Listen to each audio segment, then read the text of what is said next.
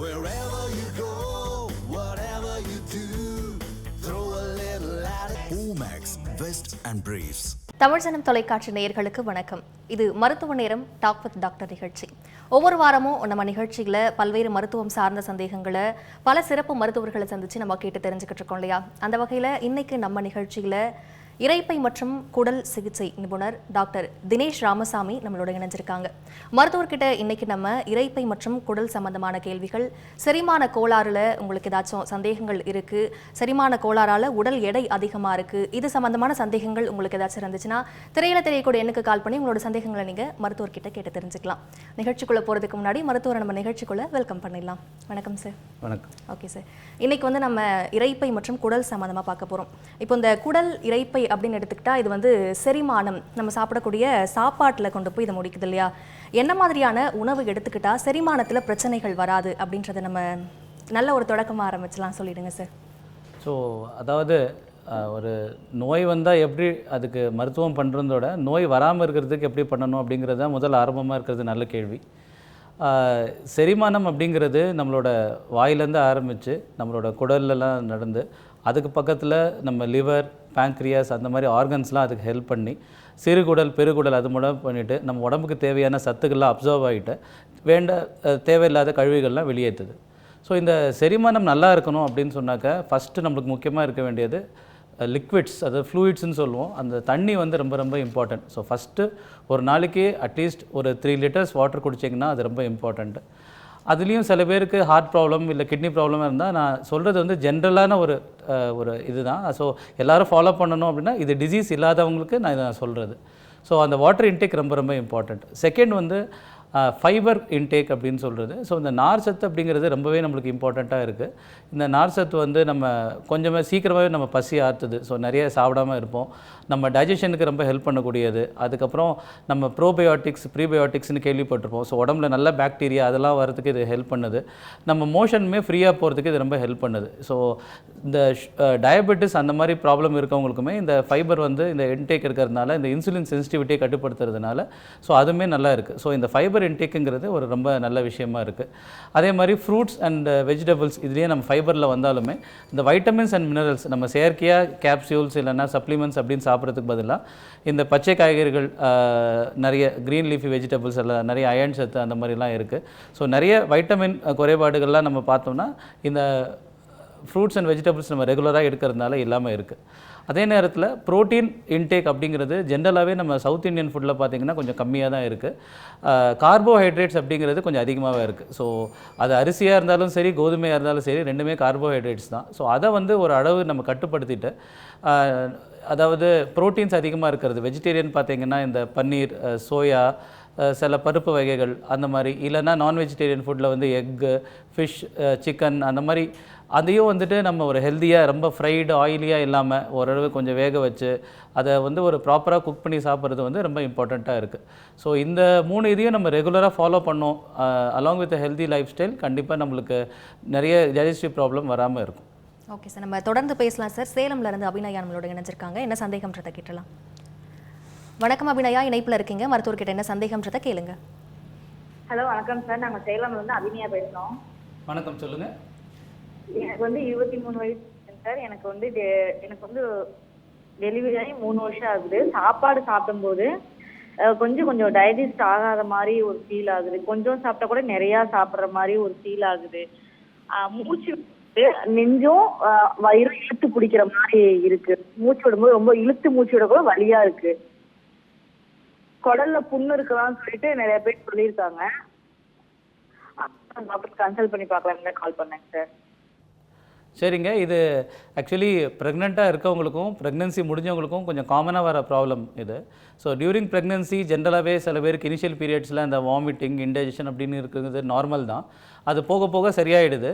சில பேருக்கு அது முடிகிற வரைக்குமே அந்த பிரச்சனைகள் இருந்துக்கிட்டு தான் இருக்குது. ஸோ என்னென்னா வயிற்றில் இந்த ப்ரெஷர் அதிகமாகும் போது என்னென்னா நம்ம நார்மலாக சாப்பிட்றத கொஞ்சம் அதிகமாக சாப்பிட்டோம்னா அந்த ப்ரெஷர்னால் அந்த வயிறில் இருக்கக்கூடிய அந்த உணவு, அந்த ஆசிட் அப்படிங்கிறது சம்டைம்ஸ் நம்ம நெஞ்சில் ஏறி உணவு குழாயில் அந்த ரிஃப்ளெக்ஸ் ப்ராப்ளம் அப்படின்னு சொல்லுவாங்க. அந்த மாதிரி ப்ராப்ளம் நிறைய பேருக்கு இருக்கலாம். இன்னொன்று அந்த யூட்ரஸ் வந்து ரொம்ப பெருசாகி அது கொஞ்சம் ப்ரெஷர் கொடுக்கறதுனால நம்ம மலைக்குடலில் அது ப்ரெஸ் பண்ணுறதுனால சில பேருக்கு மோஷன் சரியாக போகாமல் கான்ஸ்டிபேஷன் ப்ராப்ளம், அதனாலையும் வயிறு எப்பவுமே உப்பசமாக இருக்கிற மாதிரி வயிறு ஃபுல்லாக இருக்கிற மாதிரி ஒரு ஃபீலிங் இருக்கலாம். சில பேருக்கு டெலிவரி முடிஞ்சதுக்கப்புறமே இந்த ப்ராப்ளம்ஸ் இருக்கலாம். சம்டைம்ஸ் ஹார்மோனல் சேஞ்சஸ் இருக்கலாம். அந்த ப்ரொஜெஸ்ட்ரான் அதுலேயுமே வந்து நம்ம குடல்லாம் ஸ்லோ ஆகிடுது. சில சமயம் இந்த கான்ஸ்டிபேஷன் ப்ராப்ளம் அதிகமாக இருக்கலாம்.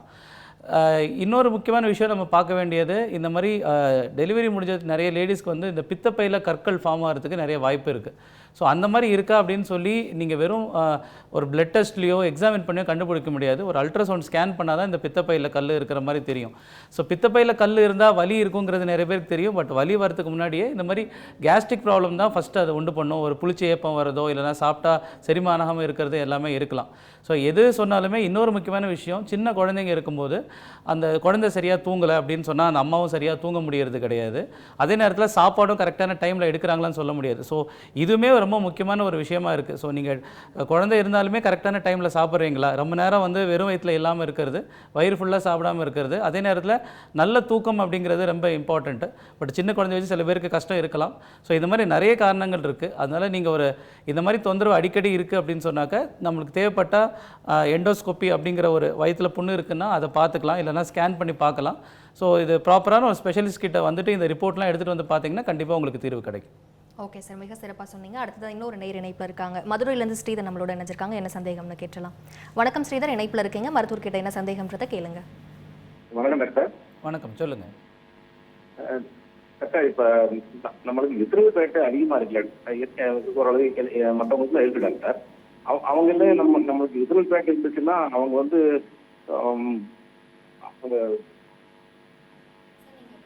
அந்த விசிறல் பேட்டை கிரீஸ் பண்ணா அதுக்கும் நம்ம கட்டில் இருக்க மைக்ரோவம்ஸ்க்கும் நம்ம உடல் செரிமானத்துக்கு ஏதாவது தொந்தரவு இருக்கா டாக்டர்? எனக்கு கேள்வி சரியாக புரியல சார். நீங்கள் இன்னொரு முறை கேளுங்க, கொஞ்சம் தள்ளி வந்து பேசுங்க. டிவி பார்த்தீங்கன்னா டிவி வால்யூம் கம்மி பண்ணிவிட்டு டிவியை பார்க்காம பேசுங்க. Okay madam. சார், இப்போ நம்மளுக்கு விசிறல் பேட் இருக்கு. அந்த விசிறல் பேட்டை குறைக்கிறதுக்காக நம்ம வந்து இந்த மாதிரி கலர்ஸ் இந்த மாதிரிலாம் போய் நம்மளோட ஃபேட்டை வந்து ஃப்ரீஸ் பண்ணுறாங்க. ஃப்ரீஸ் பண்ணால் இந்த மாதிரி ஃபார்ம்லாம் பண்ணுறதுனால நம்மளுக்கு கட்டில் வயிற்றுல இருக்கிற மைக்ரோ பம்ப்ஸ் நல்ல பாக்டீரியாஸ்லாம் ஏதாவது ஒரு இது ஆகிறதுக்கு வாய்ப்பு இருக்கா சார்? நீங்கள் கேள்வி கேட்டதுலேருந்து எனக்கு 2 விஷயம் புரியுது. ஒன்று, இந்த விசரல் ஃபேட் பற்றி கேட்டிருக்கீங்க, வயிற்றில் இருக்க பாக்டீரியா பற்றி கேட்டிருக்கீங்க. இது முக்கியமான கேள்வி. அதாவது விசரல் ஃபேட் அப்படிங்கிறது நம்ம நார்மலாக உடம்பை பார்க்க பருமனாக இருக்காங்க, பார்க்க வெயிட்டாக இருக்காங்க அப்படிங்கிறது முக்கியம் இல்லாமல், அதாவது பார்க்க ஒல்லியாக இருந்தாலுமே நம்மளோட அப்டமனுக்குள்ளே அந்த ஃபேட் கண்டென்ட் அதிகமாக இருக்கிறது தான் அந்த விசரல் அடிப்போசிட்டி இல்லை விசரல் ஃபேட்டுன்னு சொல்லுவோம். இதுதான் வந்து பின்னாடி டயபெட்டிஸ் வரதுக்கு, ஹைப்பர் டென்ஷன் வரதுக்கு இந்த மாதிரி முக்கியமான காரணமாக இருக்குது. ஸோ இந்த விசரல் ஃபேட் வந்து ஜென்ரலாக பார்த்தீங்கன்னா ஏஷியன் பாப்புலேஷன், அதுவுமே இந்தியன் பாப்புலேஷனில் பார்த்தீங்கன்னா மற்றவங்கெல்லாம் பார்த்தீங்கன்னா உடல் பருமனாக உடம்பு ஃபுல்லாகவே ரொம்ப குண்டாக இருக்குது. பட் நம்ம ஊரில் பார்த்தீங்கன்னா வெறும் அந்த தொப்பை அப்படிங்கிறது தான் ஃபார்ம் ஆகுது. பார்க்க ஒல்லியாக இருந்தாலுமே அந்த வயிறு சுற்றி ஃபார்ம் ஆகுது. அதுதான் அந்த விசரல் அடிப்போசிட்டி அண்ட் சப்குட்டேனியஸ் ஃபேட் அப்படின்னு சொல்கிறது. ஸோ இந்த விசரல் அடிப்போசிட்டியை கம்மி பண்ணணும் அப்படின்னாக்கா ஜென்ரலாகவே நம்மளோட வெயிட் எப்படி இருக்குங்கிறது பார்த்து வெயிட் ரிடக்ஷன் தான் ஃபஸ்ட்டு ஸ்டெப். விசரல் ஃபேட்டை மட்டும் கம்மி பண்ணணும் அப்படிங்கிறது வந்து ஒரு கோலாக இருக்கிறது கொஞ்சம் கஷ்டம் தான். ஏன்னா ஓவராலாக தான் வெயிட் நம்ம குறைக்க முடியும். அதே நேரத்தில் நான் சொன்ன மாதிரி இந்த ஃபைபர் அந்த மாதிரி நம்ம நிறைய எடுக்கிறதுனால உடம்புல கொஞ்சம் அந்த நல்ல பாக்டீரியா நீங்கள் கேட்டிருந்தீங்க இல்லையா, ஸோ கட் பாக்டீரியான்னு சொல்லுவாங்க. அதில் வந்து மெஜாரிட்டி வந்து நல்ல பாக்டீரியான்னு சொல்லுவாங்க. அந்த ஃபெர்மெண்டேஷன் அதுவுமே வந்து நிறைய ஹார்மோன்ஸ்லாம் நம்ம குடல் ப்ரொடியூஸ் பண்ணுது, அதை வந்து ரெகுலேட் பண்ணுது. ஸோ உடலில் இருக்க ஹார்மோன்ஸுமே அந்த இன்சுலின் சென்சிட்டிவிட்டி அப்படிங்கிறத வந்து அது மாறுபடுத்துது. ஸோ நிறைய பேருக்கு இந்த விசரல் அடிப்போசிட்டி இருக்கிறது காரணம் அந்த இன்சுலின் நம்ம உடம்புல சுரந்தாலுமே அது வேலை செய்ய விடாமல் சென்சிட்டிவிட்டி இல்லாமல் போயிடுது. ஸோ அதனால தான் இந்த டயபெட்டிஸ் வருது, இந்த விசரல் ஃபேட் வருது எல்லாமே இருக்குது. ஸோ வெறும் பாக்டீரியாவில் இதை சரி பண்ண முடியாது, பட் அது வந்து ஒரு முக்கியமான காரணமாக இருக்குது. ஸோ நம்ம ரொம்ப ஹெல்தி ஈட்டிங், அதாவது நிறைய ஃபைபர், அதுக்கப்புறம் தயிர் அந்த மாதிரி, அதாவது ஃபெர்மெண்டட் ஃபுட்டுன்னு சொல்கிறோம். நம்ம நார்மலாக சாப்பிட்ற இட்லி அந்த மாதிரி இருந்தாலும் இந்த ஃபெர்மெண்டட் ஃபுட்டில் இந்த மாதிரி நல்ல பாக்டீரியா நிறைய இருக்குது. இந்த ஃபெர்மெண்டட் இதுலேயே இப்போது நிறைய கமர்ஷியலாக ட்ரிங்க்ஸ் வந்துருச்சு, ப்ரோபயோட்டிக், யோகர்ட், தஹி அந்த மாதிரிலாம். பட் அதுதான் கண்டிப்பாக சாப்பிடணும்னு கிடையாது. நம்ம நார்மல் சாப்பாடுலேயே நம்ம தயிர் இந்த நிறைய ஃபைபர்லாம் எடுத்துக்கிட்டோம்னுமே அது போதுமானதாக இருக்கும். ஓகே சார், மிக சிறப்பாக சொன்னீங்க சார். அடுத்தது இன்னொரு நேயர் இணைப்பில் இருக்காங்க. புதுக்கோட்டையிலேருந்து பரமேஸ்வரன் இணைஞ்சிருக்காங்க. வணக்கம் பரமேஸ்வரன், இணைப்பில் இருக்கீங்க, மருத்துவர் இருக்காங்க, உங்கள் சந்தேகம் என்னன்றதை கேளுங்க. புதுக்கோட்டையிலேருந்து பேசுகிறேங்க. வணக்கம் சார், சொல்லுங்கள். வணக்கம் சார். வணக்கம் சார். சார் வேற ஒன்றும் இல்லை, இப்போ எனக்கு காலையில் டிஃபன் சாப்பிட்டேன்னு வச்சுங்க, சுமார் ஒரு 8:30லேருந்து 9 சாப்பிட்டேன்னாக்க கிட்டத்தட்ட ஒரு 11, 11:30 மணி வாக்கில் என்ன ஆகுதுன்னா, பேக்கில் பின்பக்கத்தில் வந்து இந்த முதுகு பக்கத்தில் கேஸ் ஃபார்ம் ஆகிடுது. அது எப்போயோ ஒரு வாரத்துக்கு ஒரு வாட்டி, 15 நாளைக்கு ஒரு வாட்டி விட. அந்த நேரம்னா வண்டியில் போனவோ, காரில் போனவோ, இல்லை 2 வீலரில் போனவோ ரொம்ப இதாக கஷ்டமாக இருக்குது. அந்த நேரம் எதுவுமே செய்ய முடியல. வண்டியை ஓரம் கட்டிக்கிட்டு பேசாமல் அந்த பாம்பு நெளிகிற மாதிரி நெளிய வேண்டியதாக இருக்குது. வாய் வழியாக கேஸ் வந்தால் தான் அந்த வலி நிற்கிற வழிய. அந்த நேரம் அடுத்தவங்க பேசினா அதுக்கு நம்ம ரியாக்ட் பண்ணி பேசக்கூட முடியல. அவ்வளோ தூரத்துக்கு நம்மளுக்கு அது ரொம்ப கஷ்டமாக இருக்குது. இதுக்கு காரணம் என்ன சார்? அதுக்கு என்ன ரெமெடி? சரி, நீங்கள் சொல்கிறது வந்து போஸ்ட் பிராண்டியர் ஃபுல்னஸ்ன்னு சொல்லுவாங்க. அதை சாப்பிட்டதுக்கப்புறம் வயிறு உபசமாக இருக்கிறது, இல்லை வயிற்றில் கேஸ் ஃபார்ம் ஆகுறது. அது ஆக்சுவலி சாப்பிட்ற டைம்லேருந்தே அதுக்கான காரணங்கள் ஆரம்பிக்கலாம். அதாவது நம்ம சாப்பாடு சாப்பிடும்போது பொறுமையாக சாப்பிடாமல் ரொம்ப வேகமாக சாப்பிட்றது. அதாவது சாப்பாடை வந்து நல்ல மென்று முழுங்காமல் ஜஸ்ட் அவசரமாக கல்பிங்னு சொல்லுவாங்க. அதை ஜஸ்ட்டு முழுங்க மட்டும் செஞ்சீங்க அப்படின்னு சொன்னாக்க நீங்கள் சாப்பிடும் போதே நிறைய காற்று வந்து உங்கள் வயிற்றில் போய் சேர்கிறதுக்கு வாய்ப்பு இருக்குது. ஸோ அதே நேரத்தில் சாப்பிடும் போதே ரொம்ப தண்ணி அதிகமாக குடிக்கிறது, தண்ணியை தூக்கி குடிக்கிறது, சாப்பிடும்போது நிறைய பேசுறது, இதெல்லாம் பண்ணீங்க அப்படின்னு சொன்னாங்க நார்மலாக இருக்கிறதோட நார்மலாக அந்த உணவு குழாயும் மூச்சு குழாயும் இந்த கழுத்து வரைக்கும் ஒரே இதில் இருக்கிறதுனால நம்ம சாப்பாடு வந்து மூச்சு குழாயில் போகாது. ஆனால் அதே நேரத்தில் நம்மளோட காற்று எல்லாமே இந்த உணவு குழாயில் போகிறதுக்கு வாய்ப்பு இருக்குது. ஸோ அதனால் அந்த வயிறு வந்து ஃபுல்லாகிறதுக்கு வாய்ப்பு இருக்குது. ஸோ சம்டைம்ஸ் அது நீங்கள் சாப்பிட்டதுக்கப்புறம் ஒரு ஏப்பை விட்டால் நல்லாயிருக்கும்னு தோணும். ஆனால் அந்த நெஞ்சில் வந்து அடைக்கிற மாதிரி இருக்கும். அந்த மாதிரி ஃபீலிங்லாம் வரலாம். ஏரோஃபேஜியா அப்படின்னு சொல்லுவாங்க. நம்ம சாப்பிடும் போதே ரொம்ப பெருமூச்சு விட்டு சாப்பிட்றது, அந்த மாதிரி தான் காற்று, அது ஃபஸ்ட்டு காரணம். ரெண்டாவது, சில பேருக்கு சில வகையான அந்த சாப்பாடு சாப்பிடும்போது அந்த வயிறு வந்து மூமெண்ட் நார்மலாகவே இருக்கும். எப்படி நம்ம சாப்பிட்ற சாப்பாடு வந்து கொஞ்சம் கொஞ்சமாக டைஜஸ்ட் ஆகி குடல் வரைக்கும் போகுதுன்னா, அந்த குடலில் வந்து கொஞ்சம் கொஞ்சமாக அந்த மூமெண்ட் ஆகி போகிறதுனால தான் சில பேருக்கு அந்த மூமெண்ட்டே வந்து கம்மியாயிடுது. கேஸ்ட்ரோபெரசிஸ் அப்படின்னு சொல்லுவாங்க. அதுக்கு நிறைய காரணங்கள் இருக்குது. டயபெட்டிஸ் அந்த மாதிரி ஒரு முக்கியமான காரணங்கள் இருக்குது. சில பேருக்கு காரணம் தெரியாமல் இருக்கலாம். இல்லை சில டைப் ஆஃப் ஃபுட், ரொம்ப ஃபேட்டி ஃபுட் எடுத்தீங்க, ரொம்ப ஆயிலி ஃபுட் எடுத்திங்கன்னா அது அந்த அளவுக்கு மூமெண்ட்டும் அதுக்கு இருக்காது. ஸோ கொஞ்சம் சாப்பிட்டாலே வயிறு ஃபுல்லாக இருக்க மாதிரி இருக்கலாம். இதை தவிர சில பேருக்கு வந்து அந்த இன்டெஸ்டைனல் பாக்டீரியா வந்து சரியாக வேலை செய்யாதனால குடலில் போகும்போது நிறைய கேஸ் ஃபார்ம் ஆகிறதுக்கு வாய்ப்பு இருக்குது. ஸோ இந்த ஒரு காரணத்தினாலையுமே வயிறு ரொம்ப உபசமாக இருக்கலாம். ஸோ அதை வந்து சம்டைம்ஸ் டிஸ்பயோசிஸ் அப்படின்னு சொல்லுவோம், இல்லைனா லீக்கி கட் அப்படின்னு சொல்லுவோம். ஸோ இதுக்கான என்ன காரணம் அப்படிங்கிறது கண்டுபிடிக்கிறதுக்கு நிறைய டெஸ்ட் இருக்குது. ஸோ நீங்கள் இவ்வளோ நாள் கஷ்டப்படுறது அப்படின்னு சொன்னாக்க அதை நீங்கள் கண்டிப்பாக ஒரு மருத்துவரை போய் பார்த்து அதுக்கான தீர்வு என்னென்னு எடுத்திங்கன்னா கண்டிப்பாக இதை சரி பண்ணலாம். சில சமயம் ஒரு டெஸ்ட்டில் கண்டுபிடிக்கலாம், சில சமயம் 2 பண்ண வேண்டியிருக்கும். ஆனால் எல்லாமே முக்கியமானது நான் சொன்ன மாதிரி பழக்க வழக்கங்கள், சாப்பாடு, அந்த முறைகளும் அதை ஃபஸ்ட்டு சரி பண்ணணும். அதுக்கப்புறம் தான் மருந்து நம்ம ஆரம்பிக்கணும். ஓகே சார், மிக சிறப்பாக சொன்னீங்க சார். இன்னொரு நேர் இணைப்பில் இருக்காங்க. டெல்லியிலேருந்து சசிகுமார் இணைஞ்சிருக்காங்க. வணக்கம் சசிகுமார், என்ன சந்தேகம்ன்றதை மருத்துவர்கிட்ட கேளுங்க. வணக்கம் சார். வணக்கம், சொல்லுங்கள். என்னுடைய வயசு 47. இப்போ நான் கராத்தே மாஸ்டராக இருக்கிறேன், இப்போ ஃபீல்டில் இருக்கிறேன். பட் எனக்கு வந்து இது வரைக்கும் அந்த பிரச்சனை இல்லை. இப்போ நீங்கள் சொன்ன அந்த அறிகுறியெல்லாம் எனக்கு கொஞ்சம் தென்படுது. குறிப்பாக வந்து கேஸ் ட்ரபிள் இந்த மாதிரி விஷயங்கள் இருக்குது. இதுக்கு முன்னாடி நான் டாக்டரை போய் கன்சல்ட் பண்ணேன். எண்டோஸ்கோபி மூலமாக பார்க்கலான்னு சொன்னாங்க. ஆனால் அதை கண்டினியூ பண்ண முடியல சூழ்நிலைனால. எனக்கு என்னென்னா ஸ்போர்ட்ஸில் இருக்கிறதுனால இப்போ மேற்கொண்டு எனக்கு அந்த பெயின் சில நேரத்தில் கேஸ் ட்ரபிள் அதிகமாக இருக்கிறது, இந்த தொந்தரவு தொடர்ந்து இருந்துகிட்டே இருக்குது. சில நேரத்தில் நல்லா ஃபுட்டு, அந்த ஆயில் இல்லாத ஃபுட்டு, இந்த மாதிரி விஷயங்கள்லாம் செய்யும்போது சரியாயிடுது. பட் எனக்கு என்னன்னா இதுக்கு தீர்வு வந்து எண்டோஸ்கோபி வேற ஏதாவது டெஸ்ட் பண்ணணுமா, இல்லை ஸ்கேன், சிடி ஸ்கேன் கூட போட்டு பார்த்தா அதுலேயும் தெரியல, சரியா தெரியல. என்ன டெஸ்ட் எடுத்தால் சரியா தெரியும். ப்ளஸ் இதுக்கு ஃபுட்டு இந்த மாதிரி விஷயங்களையும் சரி செய்ய முடியுமா, இல்லை ஃபிசிக்கலியே ஏன்னா அப்டமன்னால அதுக்கும் சரியாக டெஸ்ட் பண்ண முடியாது. பட் செஞ்சாலும் அந்த உள்ளுக்குள்ளே இருக்கக்கூடிய அந்த பெயின், காந்துற மாதிரி ஒரு ஃபீலிங், இதெல்லாம் சரி செய்யறது எப்படி செய்யணும் அதை மட்டும் கொஞ்சம் சொல்லுங்களேன். ஏன்னா ஏஜ் இனி போக போக அப்படி இருக்குமா அந்த மாதிரி. ஓகே சார், நீங்கள் ஃபஸ்ட்டு கேள்வி கேட்டீங்க எந்த மாதிரி டெஸ்ட்டு வந்து பண்ணணும் அப்படின்னு சொல்லிட்டு. சரி, பேஷண்ட் நம்மக்கிட்ட வரும்போது எந்த மாதிரி தொந்தரவு உங்களுக்கு அதிகமாக இருக்குது, நெஞ்சு எரிச்சல் இல்லைன்னா வயிற்றில் புண்ணு இருக்கும் அப்படிங்கிற மாதிரி எங்களுக்கு தொந்தரவு ஃபஸ்ட்டு தோணுச்சு அப்படின்னு சொன்னாக்க, அப்போ முதல்ல நாங்கள் அட்வைஸ் பண்ணுற டெஸ்ட் வந்து எண்டோஸ்கோப்பி. இந்த எண்டோஸ்கோப்பி என்ன அப்படின்னு சொன்னாக்கா ஒரு டியூப் மாதிரி இருக்கும். அந்த டியூபோட எண்டில் ஒரு கேமரா மாதிரி இருக்கும். அந்த டியூப் வழியாக அந்த நம்ம ஃபஸ்ட்டு தொண்டையிலேருந்து விட்டுட்டு அதை உணவு குழாய் வழியாக போய் நம்ம வயிறை போய் பார்க்குறது. அதாவது உள்ளே இருக்க மியூகோசான்னு சொல்லுவாங்க. அதாவது நம்ம வயிற்றுக்கு உள்ளே இருக்கிற லைனிங், அதுதான் அந்த மியூகோசா. அதில் வந்து சின்ன சின்ன ஹோல்ஸ் மாதிரி ஃபார்ம் ஆகுது தான் இந்த புண்ணு, எரோஷன்ஸ்னு சொல்லுவோம். அதே பெரிய இதாக இருந்துச்சுன்னா அது அல்சர் அப்படின்னு சொல்லுவோம். ஸோ இதை பார்க்கணும் அப்படின்னு சொன்னாக்கா நம்ம எண்டோஸ்கோப்பி தான் பண்ண முடியும்.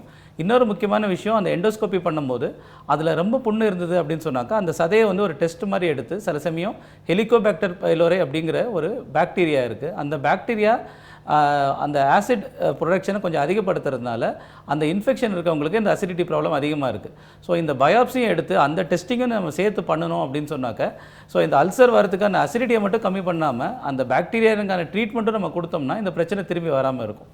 இதே நேரத்தில் சிடி ஸ்கேன் வந்து நம்ம எதுக்கு பண்ணணும் அப்படின்னு சொன்னாக்கா, மற்றபடி சாலிட் ஆர்கன்ஸ் ஏதாவது இருக்குது, நம்ம லிவர், கால் பிளாடர், பேங்க்ரியஸ் அந்த மாதிரி பார்க்கணும், இல்லைனா குடல் அந்த மாதிரி பார்க்கணும். பேசிக்காக அந்த வால்னு சொல்லுவாங்க. ஸோ உள்ளே இருக்கிறது மியூக்கோசா, அதை எண்டோஸ்கோப்பில் தான் பார்க்க முடியும். வெளியில் இருக்கிறது ஏதாவது தொந்தரவு இருக்கான்னு சொல்லி பார்க்குறதுக்கு இந்த சிடி ஸ்கேன் வந்து ரொம்ப ஹெல்ப்பாக இருக்குது. அல்ட்ராசவுண்ட் ஸ்கேனோட இது வந்து குடல் அந்த மாதிரி இதை இன்னும் கொஞ்சம் துல்லியமாக சொல்லுது. ஏன்னா அதில் எல்லாமே காற்று இருக்கிறதுனால அல்ட்ராசவுண்ட் ஸ்கேனால் சொல்ல முடியாது. ஸோ சிடி ஸ்கேன் வந்து ரொம்பவே ஹெல்ப்ஃபுல்லாக இருக்கும் நம்மளுக்கு. அந்த சிடி ஸ்கேனுமே பிளேன் ஸ்கேன் ஒன்று இருக்குது, கான்ட்ராஸ்ட் சிட்டின்னு ஒன்று இருக்குது. ஏதாவது மருந்து கொடுத்து எடுக்கணுமா இல்லை தேவை எல்லாமே இருக்குன்னு சொல்லி அதை மருத்துவர் அதை டிசைட் பண்ணுவாங்க. ஸோ உங்களுக்கு அப்பப்போ ஸ்போர்ட்ஸ் பர்சன் கரெக்டானா நீங்கள் கண்டிப்பாக ஒரு டிசிப்ளின் டயட்டை தான் எடுத்துகிட்டு இருப்பீங்க. எப்போது ஒரு பிரச்சனை வருது அப்படிங்கிறது என்ன சொல்கிறதுனா, அது ரொம்ப நம்ம பயமாக எடுத்துக்க தேவையில்லை. ஏன்னா திடீர்னு ஒரு நார்மலாக இருக்க ஹேபிட்லேருந்து மாறி எங்கேயாவது வெளியே ஒரு தடவை ஹோட்டலில் போய் சாப்பிட்டாலோ இல்லை நைட் லேட்டாக சாப்பிட்டாலோ இல்லை ஏதாவது ஒரு பார்ட்டியில் போய் சாப்பிட்டா அப்போ பிரச்சனை வருது அப்படிங்கிறது நம்ம பயப்பட தேவையில்லை. பட் நார்மலாக டெய்லி ஒரு நாளடைவில் இந்த மாதிரி பிரச்சனைகள் இருக்குது அப்படின்னு சொன்னாக்கா அப்போ நம்ம அதை சிம்டம்ஸை கொஞ்சம் சீரியஸாக எடுத்துகிட்டு உடனே நம்ம டாக்டர்கிட்ட போய் பார்க்க வேண்டியதான். ஸோ கரெக்டாக நீங்கள் சாப்பிட்டு நீங்களே சொல்கிறீங்க, நான் கரெக்டாக இருந்தேன்னா எனக்கு பிரச்சனை வருது இல்லை, பட் என்னைக்காவது அந்த மாதிரி எண்ணெய் பலகாரம் சாப்பிட்டா ஒத்துக்கல அப்படின்னாலும் அதே மாதிரி ஒவ்வொருடைய டைஜஸ்டிவ் சிஸ்டமும் டிஃப்ரெண்ட். நீங்கள் சொல்லலாம், சார் என்னுடைய நண்பர் வந்து டெய்லியுமே பிரியாணி சாப்பிட்றாரு, அவருக்கு ஒன்றும் ஆகிறது இல்லை, நான் என்னைக்காவது ஒரு நாள் சாப்பிட்டாலே எனக்கு தொந்தரவு வருதுன்னு அப்படின்னு நிறைய பேஷண்ட்ஸ் வருவாங்க. ஸோ உங்கள் டைஜஸ்டிவ் சிஸ்டமுக்கு எது அது சூட் ஆகுதுங்கிறது பார்க்கணும். அதே நேரத்தில் அப்படி ரொம்ப தொந்தரவுங்களுக்கு கண்டிப்பாக நம்ம மெடிசன் கொடுத்து சரி பண்ணலாம். ஸோ ஃபஸ்ட்டு அது ஒரு நோயா இல்லை ஒரு என்னங்கிறத பார்த்துட்டு தான் ட்ரீட்மெண்ட் தேவையா தேவையில்லையா நம்மளால் முடிவு பண்ண முடியும். ஓகே சார், மிக தெளிவாக சொன்னீங்க சார். அடுத்தது இன்னொரு நேயர் இணைப்பில் இருக்காங்க. மும்பையிலேருந்து செண்பகம் நம்மளோட இணைஞ்சிருக்காங்க. வணக்கம் செண்பகம், மருத்துவர்கிட்ட என்ன சந்தேகம்ன்றதை கேளுங்க. சார் வணக்கம் சார், நான் மிஸ்ஸஸ் சம்பத் பேசுகிறேன், செண்பகம் சம்பத். நான் வந்து டயட் எல்லாம் ஃபாலோ பண்ணுறேன். எவ்ரி டே 5 மணி 6 மணிக்கு மேலே எதுவும் சாப்பிட்றதில்ல. ஆனால் எம்டி ஸ்டமக் மறுநாள் காலையில் ஒரு மாதிரி டெஸ்ட் வரைக்கும் நம்மளுக்கு வந்து ஒரு என்ன சொல்கிறது, ஒரு அடைக்கிற மாதிரி இருக்குது. நான் அல்ட்ரா ஸ்கேன் எல்லா ஸ்கேனும் எடுத்துட்டேன். ஆனால் ஃபுல் பாடி செக்அப் பண்ணிட்டேன், அதில் ஒன்றுமே இல்லை, எனக்கு நல்லா தான் இருக்கேன். அது எதனால் ஆகுதுன்னு தெரில சார். வாக்கிங் பண்ணுறோம், யோகா பண்ணுறேன், எல்லாம் பண்ணுறேன், அப்புறம் வேறு என்ன பண்ணுறதுன்றது தான் கேட்கணும் சார். சரி, நீங்கள் சொல்கிறதுபடி பார்த்தா நீங்கள் இந்த இன்டர்மீடியன்ட் ஃபாஸ்டிங் அப்படிங்கிற முறையை கடைப்பிடிக்கிறீங்கன்னு நினைக்கிறேன். சரி, இந்த ஃபாஸ்டிங் விரதம் அப்படிங்கிறது பல வருடங்களாக ஈவன் செஞ்சுரிஸாகவே இது நம்ம ஊரில் எல்லாமே இருக்குது. பட் அதுலேயும் பார்த்தீங்கன்னா எல்லாராலையும் இதை பண்ண முடியுமா, எல்லாருக்கும் இது சூட்டபுளாக இருக்குமா அப்படிங்கிறத நம்ம பார்க்கும்போது அது சில பேருக்கு வந்து சூட் ஆகிறது கிடையாது. ஸோ இந்த இன்டர்மீடியன்ட் ஃபாஸ்டிங் அப்படிங்கிறது ரொம்ப ஒரு நல்ல விஷயமா சொல்லப்படுது. ஏன்னா முன்னாடி காலத்தில் நம்ம எப்பவுமே ரெகுலராக சாப்பிட்டதெல்லாம் கிடையாது. மனுஷனுக்கு எப்போ வேட்டையாடி அவனுக்கு சாப்பாடு கிடைக்குதோ அப்போ தான் சாப்பிட்டுட்டு இருந்தான். ஸோ அந்த பிரின்சிபலில் தான் இப்போவுமே நீங்கள் ஒரு 12 ஹவர்ஸ் மேலே இல்லை 16 ஹவர்ஸ் சாப்பிடாமல் இருந்தீங்கன்னா அது உடம்புல மெட்டபாலிசம் நல்லது, வெயிட் குறையுது, ஃபேட்டு கம்மியாகுது அப்படின்னு சொல்கிறாங்க. பட் சில பேருக்கு இந்த ஃபாஸ்டிங் இருக்கும்போது அந்த அசிடிட்டி அப்படிங்கிறது கொஞ்சம் அதிகமாக இருக்குது. ஸோ இந்த மாதிரி பேஷண்ட்ஸ்க்கு நாங்கள் ஜென்ரலாக ஒரு அசிடிட்டி ப்ராப்ளம் இருக்கவங்களுக்கு சொல்கிற அட்வைஸ் வந்து ஸ்மால் ஃப்ரீக்வெண்ட் மீல்ஸ் அப்படின்னு சொல்லுவோம். அப்படியே ஆப்போசிட். அதாவது நீங்கள் கொஞ்சம் கொஞ்சமாக சாப்பிடுங்க, ஆனால் வயிறு ஃபுல்லாக சாப்பிடாதீங்க. அதே நேரத்தில் வயிறு ரொம்ப நேரம் எம்டியாக வைக்காதீங்க அப்படின்னு சொல்கிறது தான். ஏன்னா நம்ம ஃபுல்லாக சாப்பிட்டோம் அப்படின்னு சொன்னாக்க அந்த டைமில் நம்ம இதுக்கு மேலே சாப்பிட்றது இல்லை அப்படின்னு சொல்லி, ஸோ இப்போ நம்ம சாப்பிட்டுக்கலாம் அப்படின்னு சொல்லி ஃபுல்லாக சாப்பிடும்போது அந்த வயிறே ஃபுல்லாகிட்டு அதுலேருந்து அந்த வேல்வ் எதாவது லூஸ் ஆகி திருப்பி உணவு குழாய்க்கு அந்த மாதிரி ஆசிட் வரதுக்கு வாய்ப்பு இருக்குது. ஸோ அது நைட் டைமில் பார்த்தீங்கன்னா அது இன்னுமே அதிகமாக இருக்கும். ஏன்னா காலையில் மத்தியானத்தில் நம்ம உட்காந்துட்ருப்போம் இல்லை நடந்துகிட்ருப்போம். நைட் டைமில் படுத்துக்கிட்டே இருக்கிறதுனால அந்த கிராவிட்டி எஃபெக்ட்டும் இல்லாதனால அந்த ஆசிட் மேலே நிறைய வரத்துக்கு வாய்ப்பு இருக்குது. ஸோ காலையில் எழுந்திருக்கும் போது அந்த ஆசிட் வந்து அந்த எஃபெக்ட் இருக்கும்போது ஒரு தொண்டை கரகரப்பாக இருக்கிறது, இல்லைனா சில பேருக்கு வாயில் துர்நாற்றம் இருக்கிறது, இல்லைனா என்னோடய வாய்ஸ் சேஞ்ச் ஆகிடுச்சு அப்படின்னு சொல்கிறது, நெஞ்சு எரிச்சல், இந்த மாதிரி ரிஃப்ளெக்ஸ் ப்ராப்ளம் நிறைய பேருக்கு காலையில் இருக்குது. அது நம்ம சாப்பிடும்போது பக்கத்தில், அதாவது சாப்பிட்றதுக்கும் தூங்குறதுக்கும் நடுவில் அட்லீஸ்ட் ஒரு 2 ஹவர்ஸ் அது கேப் கொடுக்கணும். ஸோ சாப்பிட்ட உடனே படுத்துட்டு தூங்கினாலோ இல்லை தூங்குறதுக்கு முன்னாடி வயிறு ஃபுல்லாக ரொம்ப சாப்பிட்டுட்டு தூங்கினாலோ இந்த பிரச்சனைகள் வரலாம். ஸோ உங்களுக்கு இந்த இன்டர்மீடியட் ஃபாஸ்டிங்கில் பிரச்சனை இருக்குது, அதனால் ரொம்ப தொந்தரவு இருக்குது அப்படின்னு சொன்னாக்க நீங்கள் ஃபுட்டை கொஞ்சம் ஸ்ப்ளிட் பண்ணிவிட்டு கொஞ்சம் அந்த மாதிரி சாப்பிட்டிங்கன்னா பெட்டராக இருக்கும். ஸோ உங்களுக்கு வந்து அந்த ஃபாஸ்டிங்கில் கொஞ்சம் ப்ராப்ளம் இருக்குது அப்படின்னா இதுக்கு என்ன பண்ணலான்னா, சப்போஸ் அது ரொம்ப ரிஃப்ளெக்ஸ் இருக்கா, அந்த வேல்வ் ரொம்ப லூஸாக இருக்கா, ஹைட்டஸ் சரியான ஒரு கண்டிஷன் இருக்குது, அந்த மாதிரி எதாவது இருக்கான்னு பார்க்கணுன்னா கண்டிப்பாக எண்டோஸ்கோப்பி பண்ணி பார்த்தா தான் தெரியும். ஸோ நீங்கள் அங்கே போய் ஏதாவது ஸ்பெஷலிஸ்ட் கிட்ட பார்த்துட்டு நீங்கள் கன்சல்ட் பண்ணிங்கன்னா கண்டிப்பாக உங்களுக்கு ஒரு பெட்டர் சொல்யூஷன் இருக்கும். ஓகே சார், மிக தெளிவாக சொன்னீங்க சார். அடுத்ததான் இன்னொரு நேயர் இணைஞ்சிருக்காங்க. காரைக்குடியிலேருந்து முத்துக்குமார் இணைஞ்சிருக்காங்க. வணக்கம் முத்துக்குமார், என்ன சந்தேகம்ன்றதை மருத்துவர்கிட்ட கேளுங்க. வணக்கம் மேடம். வணக்கம் சார். வணக்கம், சொல்லுங்கள்.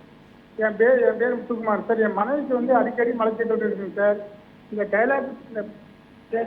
டைலோபிள்ஸ் மாத்திரை போட்டால் மட்டும்தான் சார் வெளியே போக மாட்டேங்குது. இது ஒரு வருஷமா இருக்குங்க சார். அவங்களுக்கு என்ன வயசு? அவங்களுக்கு ஏதாவது டயபெட்டிஸ், தைராய்டு அப்படிங்கிறத ப்ராப்ளம் ஏதாவது இருக்கா? ஒன்றும் இல்லைங்க சார். செரிமான கோளாறு எதை சாப்பிட்டாலுமே செரிமானம் ஆக மாட்டேங்குது சார். இல்லை, நான் அவங்களுக்கு வேறு ஏதாவது பிரச்சனைகள் இருக்கான்னு கேட்குறேன். டயபெட்டிஸ், தைராய்டு அந்த மாதிரி எந்த பிரச்சனையும் இல்லைங்க சார். அடிக்கடி செரிமான கோளாறு இருக்குது, அடிக்கடி மோசம் போக மாட்டேங்குது. இந்த டேப்லெட்ஸ் போட்டால் மட்டும்தான் போகுதுங்க சார். சரிங்க. இந்த மலச்சிக்கல் அப்படிங்கிறது ஒரு காமனான விஷயம். நிறைய பேர் இதில் கஷ்டப்படுறாங்க.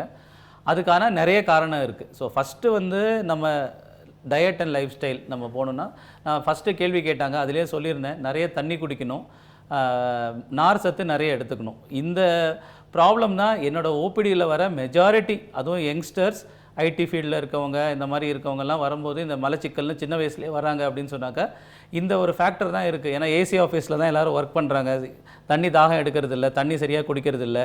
அதே மாதிரி கேன்டீன் ஃபுட் அப்படின்னு சொல்லி பார்த்தீங்கன்னா அதில் வந்து ரொம்ப ஃப்ரூட்ஸ், இந்த ஃபைபர் இருக்க மாதிரி வெஜிடபிள்ஸ் ரொம்ப இல்லை அப்படிங்கிற மாதிரி அவங்க சொல்கிறாங்க. ஸோ அதில் நம்ம ஃபஸ்ட்டு கவனம் செலுத்தணும்.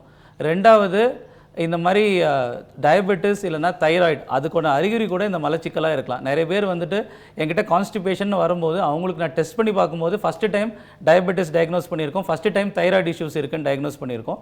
ஸோ அந்த மாதிரி ஏதாவது சிஸ்டமிக் டிஸார்டர்ஸ்னு சொல்லுவாங்க, அந்த மாதிரி ஏதாவது இருக்கான்னு சொல்லி பார்க்கணும்.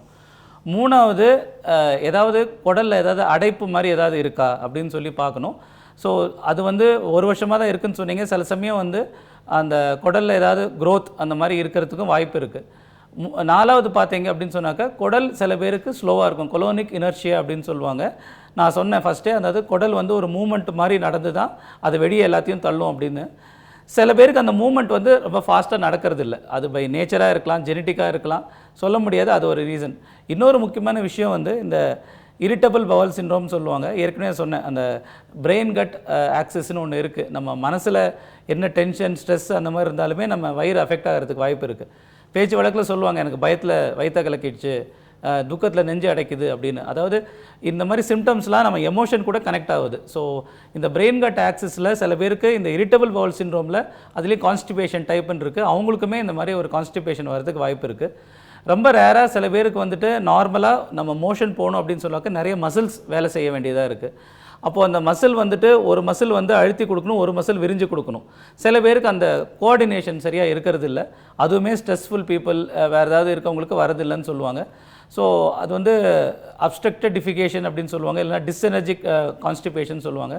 ஸோ உங்ககிட்ட நான் எல்லா காரணமும் சொல்லியிருக்கேன். பட் பேஷண்ட்டை நேரடியாக பார்த்து அவங்கள டெஸ்ட் பண்ணி பார்த்தா தான் அவங்களுக்கு என்ன காரணம்னு சொல்லி நம்ம கண்டுபிடிக்க முடியும். பட் அந்த டயட் நான் சொன்னதை தாராளமாக ட்ரை பண்ணலாம். ஆனால் மெடிசன் எடுத்தால் தான் வருது அப்படின்னு சொன்னாக்கா நம்ம கண்டிப்பாக அவங்களுக்கு டெஸ்ட் பண்ணி பார்த்து தான் சொல்ல முடியும். கண்டிப்பாக சார். இன்னொரு நேரம் இணைப்பில் இருக்காங்க. கர்நாடகாலேருந்து அந்தோணிதாஸ் நம்மளோட இணைஞ்சிருக்காங்க. வணக்கம் அந்தோணிதாஸ், என்ன சந்தேகம்ன்றதை மருத்துவர்கிட்ட கேளுங்க. Sir, good evening sir. Good evening, சொல்லுங்கள். எனக்கு வந்து அடிக்கடி இந்த மோஷன் ப்ராப்ளம் வருது சார். எனக்கு வயசு 66. சொல்லுங்கள். எனக்கு பிபி இருக்குது சார் நிறையா. I am taking so much of tablets for BP and sugar sir. எனக்கு டல்கோப்ளக்ஸ் போட்டாதான் மோஷன் வர்ற மாதிரி இருக்குது. பை திஸ் டைம் பெருங்காயம், சோடாப்பொடி இதெல்லாம் போட்டு ஒரு சமயத்தில் குடிச்சாதான் சார் டைஜஷன் ஆகுது. ஒரு கேஸ் ஃபார்மேஷன் நிறைய இருக்கிற மாதிரி இருக்குது sir. I don't know whether it is due to BP or sugar control or any other age problem. ஃபர்ஸ்ட்டுக்கு நான் டியூட்டியில் இருக்கும்போது ஒன்றும் ப்ராப்ளம் இல்லை சார். இப்போ ரிட்டையர்மெண்ட் ஆன பிற்பாடு I face this kind of problem sir. Okay sir, புரியுது உங்கள் பிரச்சனை. நீங்கள் சொன்ன பாயிண்ட் ஒன்று வேலிட் தான். ஏஜ் ஆகுது சார் அப்படின்னு சொன்னீங்க. கண்டிப்பாக வயசு ஆக ஆக எல்லா ஆர்கன்ஸும் அதோட வேலையை கொஞ்சம் ஸ்லோவாக தான் செய்யும். ஸோ இந்த நார்மலாக இருக்கவங்களோட வயசானவங்களுக்கு இந்த மலச்சிக்கலுங்கிற ப்ராப்ளம் இருக்க தான் செய்யுது. ரெண்டாவது ஃபேக்டர் நீங்கள் சொன்னேன், நான் முன்னாடி ஆக்டிவாக டியூட்டியில் இருக்கும்போது இல்லை அப்படின்னு. ஸோ இன்னொரு பிரச்சனை என்னென்னா, நம்ம பாடி மூவ்மெண்ட்டில் இருக்கணும். நம்ம பாடி மூவ்மெண்ட்டில் இருக்கும்போது தான் நம்ம குடலுக்குமே நல்ல மூவ்மெண்ட் இருக்குது. ஸோ பார்த்தீங்கன்னா அதனால தான் ரொம்ப இந்த பெட் ரிடன் பேஷண்ட்ஸ்லாம் பார்த்தீங்கன்னா அவங்களுக்கு இந்த எனிமா இல்லை அந்த மாதிரி வச்சா தான் மோஷனே போகும். ஸோ நார்மலாக ரெகுலர் வாக்கிங் அப்படிங்கிறதுமே ஒரு இம்பார்ட்டண்ட்டான ஃபீச்சராக இருக்குது. ஏன்னா நம்ம ரொம்ப வேலைக்கு போல் ரிட்டையர் ஆகிட்டோம்னா வீட்டுக்குள்ளே உட்காந்துட்ருக்கோம் அப்படின்னா ஒரு விஷயம். மூணாவது நான் சொன்னேன் இந்த இரிட்டபிள் மனசு சின்ரோம் அப்படின்னு. ரெகுலராக ஆக்டிவாக இருக்கவங்க திடீர்னு வீட்டில் உட்காந்து என்ன பண்ணுறதுன்னு தெரியலனா மைண்டை என்னென்னமோ கொஞ்சம் திங்க் பண்ணுறதுக்குலாம் வாய்ப்பு இருக்குது. ஸோ அந்த மனச்சோர்வுனாலையும் இருக்கலாம். பட் உங்களுக்கு சொன்னீங்க இந்த டயபெட்டிஸ் கண்ட்ரோல் அதுவுமே ரொம்ப இம்பார்ட்டண்ட். ஸோ இந்த டயபெட்டிஸ் போச்சு அப்படின்னா நிறைய பேர் கண் எஃபெக்ட் ஆகும், நரம்பு எஃபெக்ட் ஆகும் அப்படிங்கிறது ரொம்ப காமனாக தெரியும். பட் இந்த டயபெட்டிஸ்லையுமே இந்த நரம்பு எஃபெக்ட் ஆகும்போது குடலுக்கு போகிற நரம்புமே எஃபெக்ட் ஆகிட்டு குடல் சரியாக வேலை செய்யாமல் இருக்கலாம். ஸோ நான் ஃபஸ்ட்டு சொன்ன மாதிரி அந்த கேஸ்ட்ரோபெரசிஸ்ன்னு சொன்னேன். ஸோ அந்த நார்மலாக வயிற்றில் போனோன்னே சாப்பாடு வந்து அந்த மூமெண்ட்டே இல்லாமல் வயிறே ஃபுல்லாக இருக்க மாதிரி இருக்கிறது. குடலோட மூமெண்ட்டுமே அந்த நரம்பு அஃபெக்ட் ஆகிறதுனால கம்மியாகலாம். சரிங்களா? ஸோ நான் சொன்ன மாதிரி அந்த டயட் பேட்டர்ன் ஃபஸ்ட்டு ரெகுலராக ஃபாலோ பண்ணுங்கள். மற்றபடி டயபெட்டிஸ் கண்ட்ரோலில் இருக்கா அப்படிங்கிறத நம்ம செக் பண்ணணும். நீங்கள் சொன்ன இன்னொரு பாயிண்ட்டை நான் நிறைய மாத்திரை சாப்பிட்றேன் அப்படின்னு சொல்லியிருக்கீங்க. சில மருந்துகள் சில சமயம் இந்த மாதிரி கான்ஸ்டிபேஷன் காஸ் பண்ணலாம். ரொம்ப காமனான மெடிசன்ஸ் அப்படின்னு பார்த்தீங்கன்னா இந்த கோல்டு காஃபுக்கு குடிக்கிற மெடிசன்ஸ் பார்த்தீங்கன்னா அது கான்ஸ்டிபேஷன் வரலாம். சில சமயம் நம்ம இந்த கேஸ்ட்ரிக் ப்ராப்ளம் சொல்லிட்டு இந்த டைஜின் ஜெலுசில் அந்த மாதிரி சில பேர் குடிக்கும்போது அதுலேயும் வந்து கான்ஸ்டிபேஷன் ப்ராப்ளம் வரலாம். ஸோ நீங்கள் எடுக்கிற மெடிசன்ஸ்னாலேயும் கான்ஸ்டிபேஷன் எதாவது இருக்காங்கிறதையும் நம்ம செக் பண்ணணும். அதே நேரத்தில் வயசு ஒரு 60க்கு மேலே ஆச்சு எனக்கு கான்ஸ்டிபேஷன் வந்துக்கிட்டே இருக்குது அப்படின்னு சொன்னாக்க நான் ஏற்கனவே சொன்ன மாதிரி நம்ம ஜாக்கிரதையாக இருக்கிறது நல்லது. எதுக்கும் பயப்பட தேவையில்லை. ஸோ ஏதாவது நம்மளுக்கு ஏதாவது க்ரோத் மாதிரி இருக்குமா, அந்த பாலிப் மாதிரி இருக்குமா அப்படின்னா ஸோ அதை கண்டுபிடிக்கிறதுக்கு ஒரே ஒரு டெஸ்ட்டு இந்த கொலனோஸ்கோப்பின்னு சொல்லுவாங்க. ஏர்லியாக அதில் தான் கண்டுபிடிக்க முடியும். ஸோ எண்டோஸ்கோப்பி எப்படி இந்த கேமரா உள்ள டியூபை வந்து வாய் வழியாக போடுறாங்களோ இது வந்து நம்ம மலத்வாரம் வழியாக உள்ள ஒரு டியூப் விட்டுட்டு நம்ம குடல் ஃபுல்லாகவே செக் பண்ணுவாங்க. அதில் ஏதாவது அடைப்பும் இருக்கா இல்லைனா ஏதாவது க்ரோத் இருக்கா அப்படிங்கிறதையும் நம்ம செக் பண்ணலாம். ஸோ 60 வயசுக்கு மேலே ஆகிடுச்சு திடீர்னு ஒரு இது வரைக்கும் இல்லாமல் ஒரு புதுசாக ஒரு கான்ஸ்டிபேஷன் வருது அப்படின்னு சொன்னாக்க நம்ம வேறு ஏதாவது பிரச்சனை இருக்காங்கிறது கண்டிப்பாக செக் பண்ணி பார்க்கணும். ஓகே சார், மிக சிறப்பாக சொன்னீங்க சார். கரூர்லேருந்து உஷா நம்மளோட இணைஞ்சிருக்காங்க. வணக்கம் உஷா, என்ன சந்தேகம்ன்றத மருத்துவர்கிட்ட கேளுங்க. வணக்கம், சொல்லுங்க, கேட்குது. இணைப்பில் இருக்கீங்கம்மா?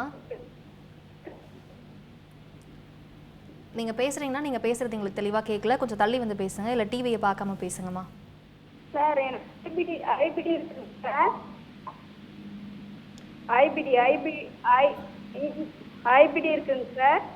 ஐபிடினா இன்ஃப்ளமேட்டரி பவல் டிசீஸ் சொல்லுவாங்க. கிரான்ஸா அல்சரேட்டிவ் கோலைட்டிஸ் அதுல எந்த டைப் உங்களுக்கு? கோலாட்டிக் சார்னு சொல்லிக்கிறாங்க சார். Ulcerative colitis. ஆமாங்க சார். ஓகே. 5 வருஷமா மாத்திரை எடுக்கிறேங்க சார். மெசகால் ஓடி. ஓகே. அது சாப்பிட்டுனே இருக்குங்க சார். இப்போ வந்து ஒரு 3 மாசமா வந்து மோஷன் வைய ஒரு மாத்திரை கொடுத்துறாங்களா, அதுல சப்ளிமெண்ட் கொடுத்துருக்காங்க சார். ஓகே. எனக்கு வந்து அது வந்து மாத்திரை யூஸ் பண்ணுறதால இதெல்லாம் பாதிப்பு வருங்களா, இது வந்து கேன்சராக மாறுமான்னு எனக்கு ஒரு சந்தேகம் இருக்குங்க சார். சரிம்மா, நான் பதில் சொல்கிறேன். சரி, இது ஒரு முக்கியமான கேள்வி. அதாவது நம்ம சொசைட்டியில் ரொம்ப காமனாக இல்லைனாலும் ரொம்பவே ஒரு தாக்கத்தை ஏற்படுத்தக்கூடியது வந்து இந்த இன்ஃப்ளமேட்டரி பவல் டிசீஸ் அப்படின்னு. இப்போ ஆக்சுவலி லாஸ்ட் மந்த்து தான் வேர்ல்டு ஐபிடி டே 19th மே வந்து செலிப்ரேட் பண்ணாங்க. அதாவது அவேர்னஸ் இருக்கணும் அப்படிங்கிறதுக்காக. ஸோ இந்த கிரான்ஸ் டிசீஸ், அல்சரேட்டிவ் கோலைட்டிஸ் அப்படின்னு சொல்லி நம்மளுக்கு 2 டிசீஸ் இருக்குது. இது என்னென்னா வயிற்றில் எப்படி குடலில் புண்ணு வர மாதிரி இந்த மாதிரி சிறுகுடலில் பெருகுடலில் புண்ணு வர்றது தான் இந்த இன்ஃப்ளமேட்டரி பவல் டிசீஸ். இதுக்கான காரணங்கள் நம்மளுக்கு தெளிவாக தெரியறதில்ல. சம்டைம்ஸ் ஆட்டோ இம்யூன் டிசீஸ்ன்னு சொல்லுவாங்க. அதாவது நோய் எதிர்ப்பு சக்தி நம்ம உடம்புக்கு அகைன்ஸ்டாக அதுவே தானாக திரும்பி அந்த வயிற்றில் புண்ணு வருது அப்படின்னு சொல்லுவாங்க. இதில் இந்த கிரான்ஸ் டிசீஸ் பார்த்தீங்கன்னா சில சமயம் ரொம்ப சின்ன வயசுலேயே வருது. நிறைய பேருக்கு ஒரு 20-30 வயசுக்குள்ளே வந்துடுது. ஆக்சுவலி அந்த இயர்ஸில் தான் அவங்களோட படிப்பு, அவங்களோட வேலை அந்த மாதிரி இருக்குது. ஸோ இந்த கிரான்ஸ் டிசீஸ் சில சமயம் அந்த மாதிரி வரும்போது அந்த யங் பாப்புலேஷனில் அந்த ப்ரொடக்டிவிட்டி அப்படிங்கிறது ரொம்பவே கம்மியாகிடுது. ஸோ அது ஒரு பிரச்சனையாக இருக்குது. இன்னொன்று அல்சரேட்டிவ் கோலைட்டிஸ். அல்சரேட்டிவ் கோலைட்டிஸ் சிறு வயசுலையும் வரலாம், கொஞ்சம் வயசாகி 50-60 வயசுக்கு மேலேயும் வரலாம். ஸோ இந்த அல்சரேட்டிவ் கோலைட்டிஸ் அப்படிங்கிறது பார்த்திங்கன்னா வெறும் பெருங்குடலை மட்டும்தான் அதை வந்து அஃபெக்ட் பண்ணுது, சிறுகுடலை யூஸ்வலாக அஃபெக்ட் பண்ணாது. இப்போது இந்த 2த்துக்குமே மெடிசின்ஸ் தான் ஃபஸ்ட்டு லைன் ஆஃப் ட்ரீட்மெண்ட்டுன்னு சொல்லுவோம். முன்னாடி வந்து என்ன தொந்தரவு இருந்தாலும் உடனே ஆப்ரேஷன் பண்ணி அந்த குடலை எடுத்துகிட்டு இருந்தாங்க. இப்போ அப்படி கிடையாது. இப்போ ரொம்பவே அட்வான்ஸ்ட் மெடிகேஷன்ஸ் வந்திருக்கு. நீங்கள் எடுக்கிறது ஆக்சுவலி ரொம்பவே கம்மியான மெடிசன் தான் எடுக்கிறீங்க, ரொம்ப லோ டோஸ் தான் எடுக்கிறீங்க. ஸோ உங்களுக்கு அந்த அளவுக்கு சிவியராக இருக்கிற மாதிரி தெரியல, அதனால் பயப்பட வேண்டாம். அப்படி இருந்தாலுமே சில பேருக்கு இந்த நோய் எதிர்ப்பு சக்தியை கம்மி பண்ணணும் அப்படிங்கிறதுக்காக இம்யூனோ மாடுலேட்டர்ஸ்ன்னு சொல்லுவாங்க, அந்த மாதிரி மெடிசன்ஸ்லாம் கொடுக்க வேண்டி இருக்கலாம். சில சமயம் அந்த மாதிரி மெடிசன்ஸ்க்கு சைடு எஃபெக்ட் வரலாம். பட் நீங்கள் எடுக்கிற மெடிசன்ஸ்க்கு ரொம்ப சைடு எஃபெக்ட்ஸ் மாதிரி எதுவுமே கிடையாது. முக்கியமான விஷயம் இது கொஞ்சம் லைஃப் லாங் தான் எடுக்கிற மாதிரி இருக்கும். ஏன்னா இதுக்கு தீர்வு அப்படிங்கிறது கிடையாது. சிம்டம்ஸ் அதிகமாச்சுன்னா நம்ம மெடிசன்ஸ் கொஞ்சம் அதிகப்படுத்துகிற மாதிரி இருக்கும். ஸோ அந்த எதுக்கு மோஷன் போகிற வழியிலே வைக்கிறாங்கன்னா மெடிசன் நம்ம வாய் வழியாக சாப்பிட்டு அங்கே போய் ரீச் ஆகி ஆக்ஷன் பண்ணுறதோட குடலை தான் மெயினாக அஃபெக்ட் பண்ணுறது அப்படிங்கிறதுனால அந்த எனிமா மூலமாகவோ இல்லைன்னா அந்த சப்போஸ்டிவ் மூலமாகவே நம்ம கொடுத்தோம் அப்படின்னு சொன்னாக்க சீக்கிரமாக அதோட ஆக்ஷன் இருக்குது. சரிங்களா? Okay sir. Excuse me, sorry.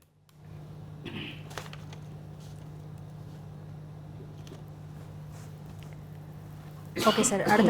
அடுத்ததா ஒரு நேயர் இணைப்பில் இருக்காங்க. சென்னையிலேருந்து சந்திரசேகர் நம்மளோட இணைஞ்சிருக்காங்க. என்ன சந்தேகம்ன்றதை கேட்டலாம். வணக்கமா, இணைப்பில் இருக்கீங்க. என்ன சந்தேகம்ன்றதை மருத்துவர்கிட்ட சொல்லுங்கள். ஹலோ, இணைப்பில் இருக்கீங்கம்மா. வணக்கம், என்ன சந்தேகம்ன்றதை சொல்லுங்கள். இருக்கேன் சார். வணக்கம் சார். வணக்கம் சார், இணைப்பில் இருக்கீங்க. சார் வணக்கம். வணக்கம், சொல்லுங்கள் சார். வணக்கங்க சார், இணைப்பில் தான் இருக்கீங்க. என்ன சந்தேகம்ன்றதை மருத்துவர்கிட்ட சொல்லுங்கள். சார் இப்போ ஒரு 2 மாசமா சரியா டைஜஷன் சொல்ல முடியல, அதே டயத்தில் டைஜஷன் இல்லைன்னு சொல்ல முடியல. பட் எப்போ ஒரு நாளைக்கு ரைட்டில் அடி வயிறில் வலி இருக்கு. வலின்னா அந்த பெயின் இல்லை, வயிற்று வலிக்கிற பெயின் கிடையாது. அப்படியே எந்திரிச்சு நூந்து நிற்கும் போது கொஞ்சம் டிஸ்டர்பன்ஸாக இருக்குது, அவ்வளோதான். ஒரு 5 நிமிஷம் 10 நிமிஷம் இருக்கும். அப்படி உட்காந்துட்டோம்னா ஒன்றும் ஆகலை. இது என்ன காரணம்? இது ஏன் ரெகுலர் மோஷன் காலையில் எழுந்த உடனே ரெகுலராக போகிறதில்ல, அப்படியே இருந்தாலும் கம்மியாக தான் போகுது. சரிங்க. ஸோ நீங்கள் சொன்ன அந்த பாயிண்ட்டை வச்சு அடிவயிறு வலி இருக்குது அப்படின்னு சொன்னாக்கா மெயினாக நம்ம 2 ப்ராப்ளம் தான் பார்ப்போம். யூரின் ப்ராப்ளம் இல்லைனா மோஷன் ப்ராப்ளம். இதில் தான் அடிவயிறு ப்ராப்ளம் இருக்கும். லேடிஸ் ப்ராப்ளம் அதுக்கு இருந்துச்சுன்னா பெல்விக் டிசார்டர்ஸ் ஏதாவது யூட்ரஸ் சம்மந்தமாக ஏதாவது இருக்கலாம். ஸோ யூரினில் எதுவும் பிரச்சனை இல்லைங்கிற மாதிரி சொல்லியிருக்கீங்க. ஸோ மோஷன் உங்களுக்கு மலச்சிக்கல் இருக்குதுன்னு சொல்லியிருக்கீங்க. ஸோ மலச்சிக்கல் இருந்தாலுமே அடிவயிறு வலிக்கிறதுக்கு நிறைய காரணங்கள் இருக்குது. ஏன்னா அந்த மலம் அந்த இடத்துல சேர்ந்து மலக்குடலில் சேர்ந்து அந்த ப்ரெஷர் ஃபார்ம் ஆகிறதுக்கு வாய்ப்பு இருக்குது. ஸோ அகெயின் நான் சொன்ன மாதிரி டயட்லாம் கரெக்டாக எடுத்துக்கிறீங்களா? எப்போ தான் வருதுன்னு சொல்கிறீங்க, ரெகுலராக இல்லை. அதனால் ரொம்ப பயப்படுறதுக்கு எதுவுமே இல்லை. பட் அந்த மாதிரி தொடர்ந்து இருந்துக்கிட்டே இருக்குது. இப்போ 2 மாதமாக இருக்குன்றீங்க. இப்போது நீங்கள் நிறைய ஃபைபர்லாம் எடுத்து தண்ணிலாம் நிறைய குடிச்சு மோஷன்லாம் ஃப்ரீ ஆனதுக்கப்புறம் இந்த வலி இருந்துக்கிட்டே இருக்குது அப்படின்னு சொன்னாக்க கண்டிப்பாக ஒரு மருத்துவ நிபுணர் போய் பாருங்கள். பார்த்துட்டு உங்களுக்கு ஏதாவது ஸ்கேன் டெஸ்ட் அந்த மாதிரி தேவைப்பட்டுச்சுன்னா அதை எடுப்பாங்க. இல்லை யூரின் டெஸ்ட் அந்த மாதிரி எதாவது அதையும் எடுப்பாங்க.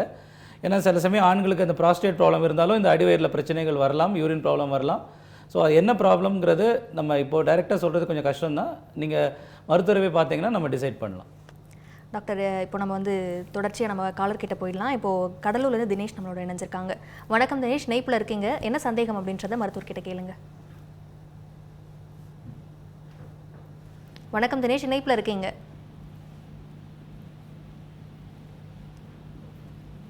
தினேஷ் வணக்கம், இணைப்பில் இருக்கீங்க. என்ன சந்தேகம்ன்றத மருத்துவர்கிட்ட கேளுங்க. வணக்கம் தினேஷ், இணைப்பில் இருக்கீங்க. Hello sir. இருக்கீங்க சார். என்னோட வயசு 30, அன்மேரிட். தொடர்ந்து பேசுங்க சார், இணைப்பில் தான் இருக்கீங்க. நீங்கள் பேசுகிறது தெளிவாக கேட்குது. வயிறு சாப்பிடும்போது வயிறு சும்மா 2 இட்லி சாப்பிட்டாலே வயிறு ஃபுல்லான மாதிரி ஃபீல் ஆகுது. அடுத்த வாட்டி பசிக்கவே மாட்டேங்குது. அப்படியே இருக்கும்போது நைட்டில் ஒரு ஈவினிங் டைமில் ஸ்க்ராட்டம் பெயின் ஆரம்பிச்சிருது. லெஃப்ட் அண்ட் ரைட் 2 சைட்லையுமே நரம்புலாம் வலிக்க ஆரம்பிச்சிருது சார். இதுக்கு பேண்டபசோல் டேப்லெட்டும் மினிசெல்லும் கொடுத்துருக்காங்க. 15 days ஃபாலோ பண்ண சொல்லியிருக்காங்க. ஆனால் இது என்ன காரணம்னு தெரியல சார். சரி, நீங்கள் வேறு ஏதாவது டெஸ்ட், அல்ட்ராசவுண்ட் ஸ்கேன் இல்லைன்னா எண்டோஸ்கோப்பி அந்த மாதிரி டெஸ்ட் ஏதாவது எடுத்து பார்த்தீங்களா? இல்லை சார், பேசிக் பேண்டபசோல் டேப்லெட் மட்டும் 15 days சாப்பிட்டுட்டு மினிஜெல் தண்ணி குடிச்சிட்டு 15 days அப்புறம் வர சொல்லியிருக்காங்க சார். சரி, நான் ஏற்கனவே பேசியிருந்தது கேட்டிருந்தீங்கன்னு தெரியல. ஸோ ஃபஸ்ட்டு டயட்டை, லைஃப் ஸ்டைல்லாம் கரெக்டாக ஃபாலோ பண்ணணும். கரெக்டாக டைமுக்கு சாப்பிட்றது, நம்ம கரெக்டாக ரொம்ப லேட்டாக சாப்பிடாமல் இருக்கிறது, நம்ம சத்தான உணவாக சாப்பிட்றது, ரொம்ப ஆயிலி ஃப்ரைடு ஃபுட்டு சாப்பிடாமல் இருக்கிறது, அதெல்லாம் ரெகுலராக ஃபாலோ பண்ணுங்கள். இதுதான் ஃபஸ்ட் டைம் வந்திருக்கு அப்படின்னா ஃபஸ்ட்டு நீங்கள் மெடிசன் எடுத்து பார்க்கலாம். உடனடியாக டெஸ்ட் பண்ணணும்னு அவசியம் கிடையாது. பட் இந்த ப்ராப்ளம் தொடர்ந்து இருந்துக்கிட்டே இருக்குது அப்படின்னு சொன்னாக்க நம்ம உங்களுக்கு இந்த கேஸ்ட்ரிக் இஷ்யூஸ் இருந்துக்கிட்டே இருக்குது அப்படின்னா நம்ம ஏதாவது ஸ்கேன் இல்லைன்னா எண்டோஸ்கோப்பி எடுக்க வேண்டிய அவசியம் இருக்கலாம். சரிங்களா? நம்ம அந்த டெஸ்ட்டு பார்த்துட்டு அதுக்கப்புறம் ஏதாவது ட்ரீட்மெண்ட் நம்மளுக்கு தேவைன்னா அதுக்கேற்ற மாதிரி நம்ம பண்ணிக்கலாம். ஓகே சார், நம்ம தொடர்ந்து இந்த மலச்சிக்கல், செரிமான கோளாறு இது சம்மந்தமாக பேசிகிட்டு இருக்கோம் இல்லையா? நீங்கள் இது ஏற்படாமல் இருக்கிறதுக்கு என்ன பண்ணணும்னப்போ ஃபஸ்ட்டு தண்ணி சொல்லிவிட்டு உடனே நார்ச்சத்துக்கு வந்துட்டீங்க. இந்த நார்ச்சத்துக்கு பதிலாக இப்போ உடம்பை கட்டுக்கோப்பாக வச்சுக்கணும்னு புரதத்தை நிறைய பேர் தேர்ந்தெடுத்துட்டு இருக்காங்க. எந்த அளவுக்கு புரதம் எடுத்துக்கணும், எந்த அளவுக்கு நார்ச்சத்து உணவுப் பொருட்கள் எடுத்துக்கணும், நார்ச்சத்து உணவுப் பொருட்களில் எது அடங்கும் அப்படின்றதையும் சொல்லிடுங்க சார். இந்த ஃபைபர், புரோட்டீன் 2மே இம்பார்ட்டண்ட் தான். அதாவது நார்ச்சத்து வந்து மெயினாக ஃப்ரூட்ஸ் அண்ட் வெஜிடபிள்ஸில் தான் இருக்குது. இதே நேரத்தில் ஹை ப்ரோட்டீன் டயட் அப்படின்னு சொல்லி பார்த்தீங்கன்னா அதில் மெயினாக நான் வெஜிடேரியன் ஃபுட்டில் தான் இருக்குது. ஸோ நிறைய பேர் வந்துட்டு ஒரு கண்ணோட்டம் இருக்குது, அதாவது ஹை ப்ரோட்டீன் அந்த புரதச்சத்து நிறைய எடுத்தாங்கன்னா கான்ஸ்டிபேஷன் வருது அப்படின்னு சொல்லிட்டு. அதை நம்ம தப்புன்னு சொல்ல முடியாது, ஏன்னா எந்த ஹை ப்ரோட்டீன் ஃபுட்லேயும் ரொம்ப ஃபைபர் இருக்கிறது கிடையாது. ஸோ நீங்கள் ஜிம்மு போகிறீங்க, வெறும் ப்ரோட்டீன் பவுடர் எடுத்துக்கிறீங்க, இல்லை சிக்கன் எடுத்துக்கிறீங்க, எக் எடுத்துக்கிறீங்கன்னா உங்களுக்கு மலச்சிக்கல் பிரச்சனை வரலாம். ஏன்னா நம்மளுக்கு அந்த ஜிம் போகும்போது நிறைய பேருக்கு டீஹைட்ரேஷன் ஆகலாம், தண்ணி அடிக்குவேட்டாக இல்லாமல் இருக்கலாம். ஸோ தண்ணி குடிக்கிறதோட அந்த டைமில் இந்த ஃபைபர் அப்படிங்கிறது கண்டிப்பாக நம்ம எடுத்தாகணும். ஸோ நான் சொன்ன மாதிரி ஃப்ரூட்ஸில் பார்த்திங்கன்னா ரொம்ப காமனாக நம்ம எடுக்கிற ஃப்ரூட்ஸ்னால் வாழைப்பழம், கொய்யாப்பழம், பப்பாளி, ஆப்பிள், இந்த மாதிரி இதிலலாம் நம்ம ஃபைபர் நிறையவே இருக்குது. அதே நேரத்தில் காய்கறிகளில் எல்லா பச்சை காய்கள், கீரைகள், இந்த கேரட்டு, பீன்ஸ், முட்டைகோஸ், இந்த மாதிரி மெஜாரிட்டியான ஃபுட்டில் இருக்குது. அதே நேரத்தில் இந்த உருளைக்கிழங்கு, சேனைக்கிழங்குன்னா கிழங்கு வகைகளில் ரொம்ப ஃபைபர் நம்மளுக்கு இருக்கிறது கிடையாது. ஸோ நம்ம ஃபைபர்னு எடுத்துக்கணும் அப்படின்னு சொன்னாக்கா இந்த ஒரு ஃப்ரூட் சாலடோ இல்லை வெஜிடபிள் சாலடோ அப்படிங்கிறது நம்ம ரெகுலராக ஒரு டயட்டில் கொண்டு வந்தால் நல்ல விஷயம்தான். அதே நேரத்தில் இந்த கொண்டக்கடலை அந்த மாதிரி பார்த்திங்கன்னா அதில் ப்ரோட்டீன், அந்த தோல்லாம் நம்ம எடுக்கலன்னா அதில் ஃபைபரும் கிடைக்கிது நம்மளுக்கு. ஸோ சில ஃபுட்டில் சேர்ந்து கிடைக்கிறதுக்கு வாய்ப்பு இருக்குது. ஸோ நிறைய பேர் இந்த மலச்சிக்கலுக்கு நான் சொல்கிற மாதிரி சிக்கன் காரணம் அது சூடு அப்படின்னு சொல்கிறாங்க, அந்த மாதிரி கிடையாது. பட் அது நிறைய வீட்லேயும் அந்த உணவு சமைக்கும்போது பார்த்திங்கன்னா ஏதாவது நான்வெஜ் சமைச்சாங்கன்னா அன்றைக்கி வீட்டில் காய்கறிகள்லாம் இருக்கிறது கிடையாது.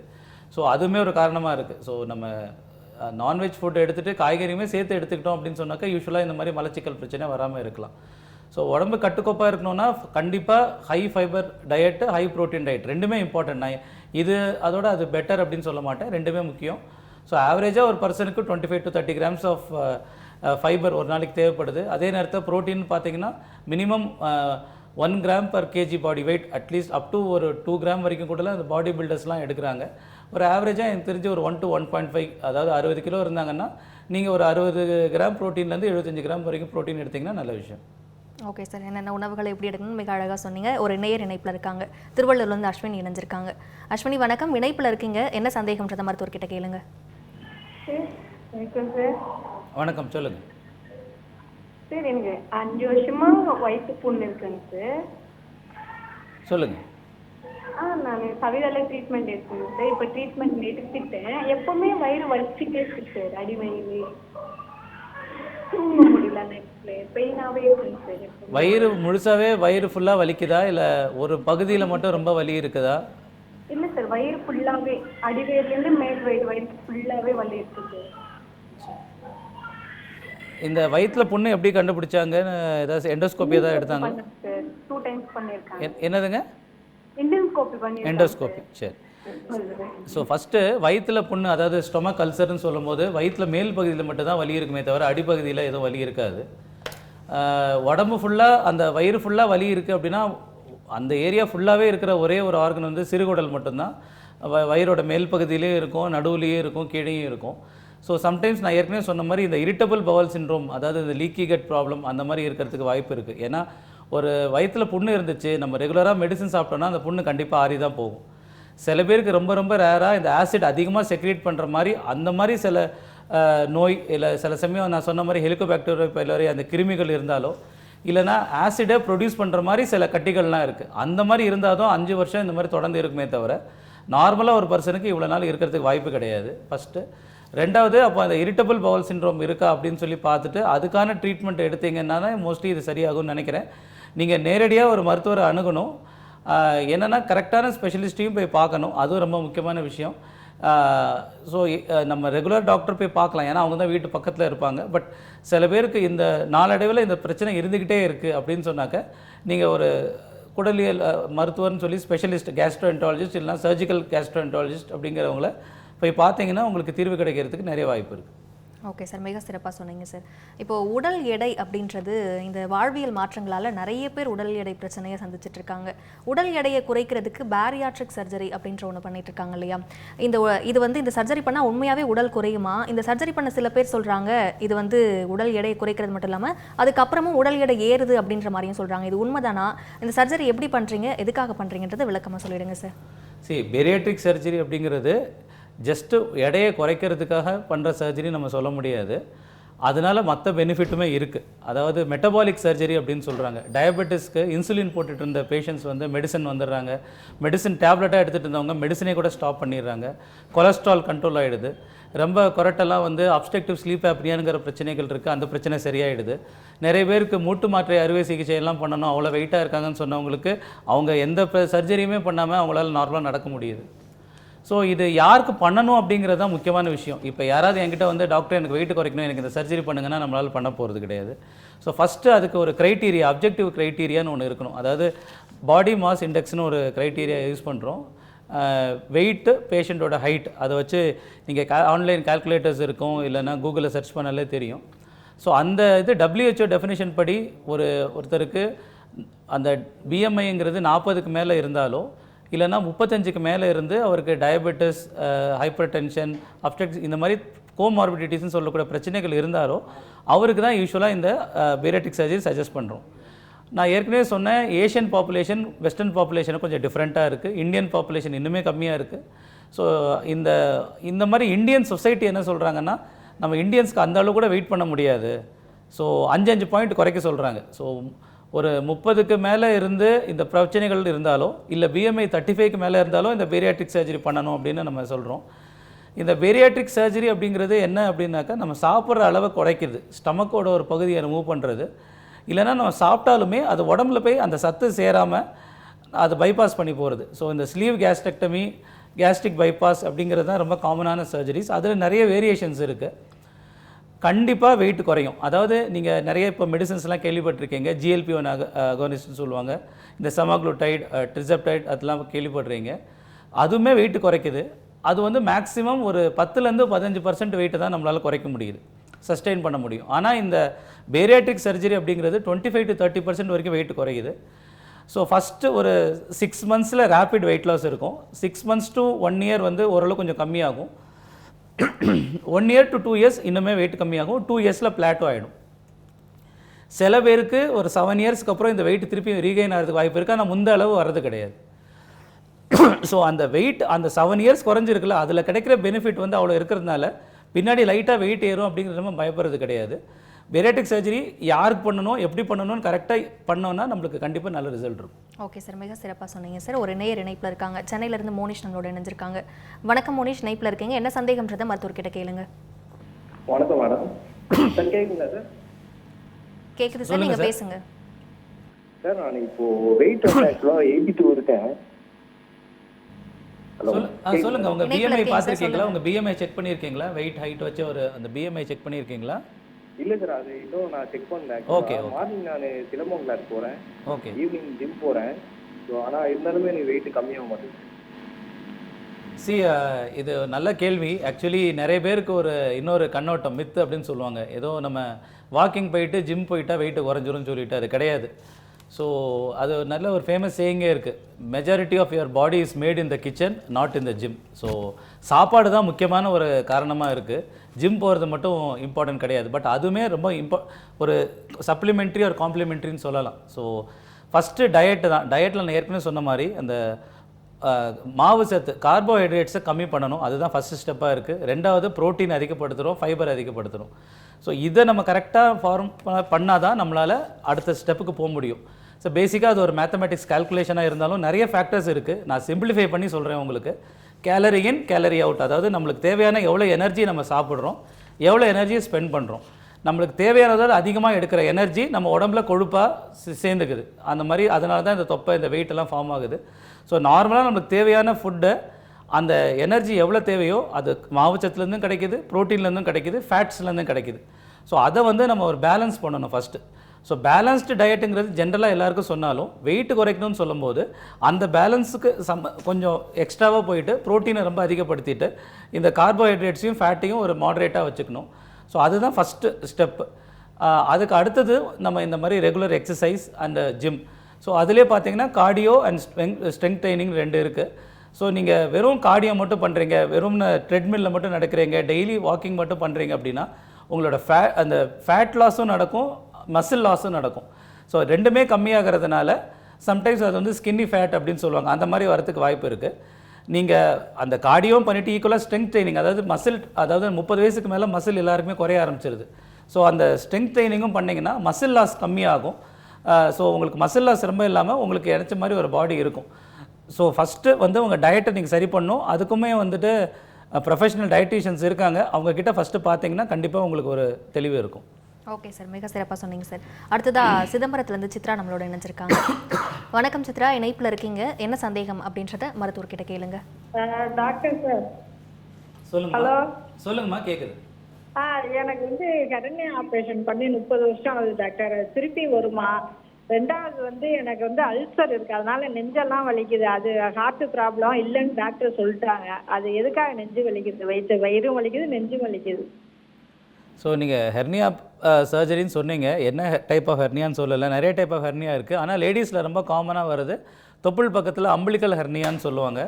நிறைய பேருக்கு அந்த ப்ரெக்னென்சி எப்போ வயிறு ரொம்ப பெருசாகி அப்புறம் சின்னதாகும் போது சில பேருக்கு அந்த மசில்ஸ் வந்துட்டு அந்த பழைய டோன் இருக்கிறது இல்லை, மசில்ஸ்லாம் கொஞ்சம் லூஸ் ஆகிடுது. ஸோ ஃபஸ்ட்டு அது டைவேரிகேஷனுங்கிற ப்ராப்ளம் வரலாம். அதுக்கப்புறம் அது ரொம்ப லூஸாக இருக்கிறதுனால சம்டைம்ஸ் அதில் ஒரு ஓட்ட மாதிரி ஃபார்ம் ஆகி அம்பிளிக்கல் ஹெர்னியா வரலாம். ஆண்களுக்கு பார்த்தீங்கன்னா இந்த ப்ராஸ்டேட் இஷ்யூஸ் மலச்சிக்கல்லாம் இருந்துச்சுன்னா இங்குவெனல் ஹெர்னியாங்கிற பிரச்சனையும் வரலாம். ஸோ இந்த ஹெர்னியானா என்னென்னா ஒரு வெளியே பார்த்தீங்கன்னா ஒரு வீக்கம் மாதிரி தெரியும், ஒரு கட்டி மாதிரி இருக்கும். ஆனால் அது புதுசாக எதுவும் உருவாகி வர கட்டி கிடையாது. அது உடம்புல நார்மலாக இருக்கிற நம்ம ஒரு டிஷ்யூ தான் அப்நார்மலாக வந்து தெரியாது. ஸோ அந்த ஹெர்னியா வந்து எப்படிப்பட்ட சர்ஜரி பண்ணணும் அப்படிங்கிறது நம்ம பார்க்கணும். என்ன அதில் கண்டென்ட் இருக்குது, குடல் இருக்கா இல்லைன்னா அதில் ஃபேட் இருக்கா அப்படிங்கிறத நம்ம பார்க்கணும்.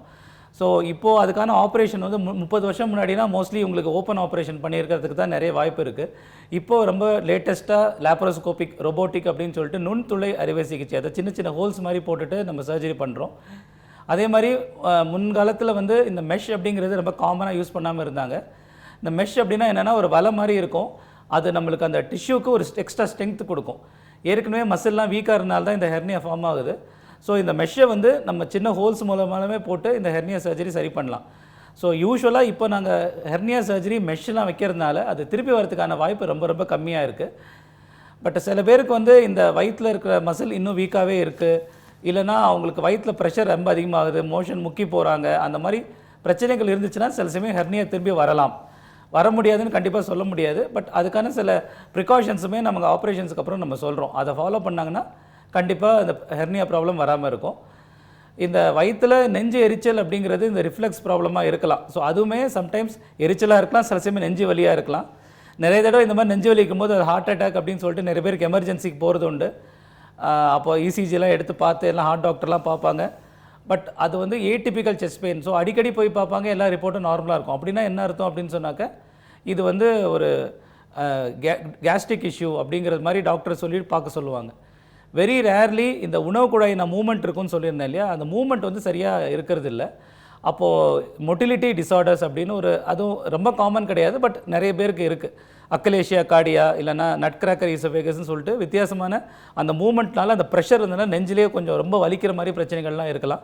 ஸோ அதுக்கு வெறும் சிம்பிள் எண்டோஸ்கோபி பண்ணால் மட்டும் பத்தாது, அதுக்கு மேனோமெட்ரி அப்படிங்கிற ஒரு டெஸ்ட், ஸ்பெஷல் டெஸ்ட் பண்ணணும்.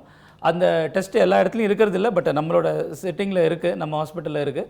ஸோ அந்த டெஸ்ட்டு வச்சோ இந்த மாதிரி வித்தியாசமான ஏடிபிக்கல் செஸ்ட் பெயின் ஏதாவது மொட்டிலிட்டி டிஸார்டர்னாலே அப்படிங்கிறதையும் நம்ம கண்டுபிடிக்கலாம்.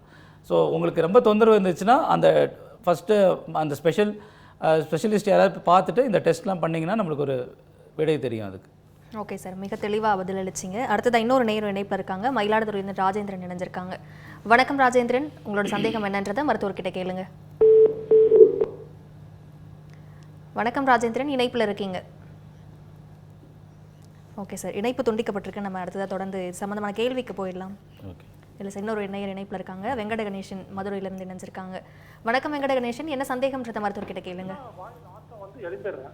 வாய் நாற்றம் தாங்க முடியாத நாற்றதுல எழும்பிடுறேன், ரொம்ப கஷ்டமா தூக்கம் கட்டி போயிடுது. 3-4 மணிக்கெல்லாம் வாய் நாற்றம் வந்து எழும்பிடுறேன்.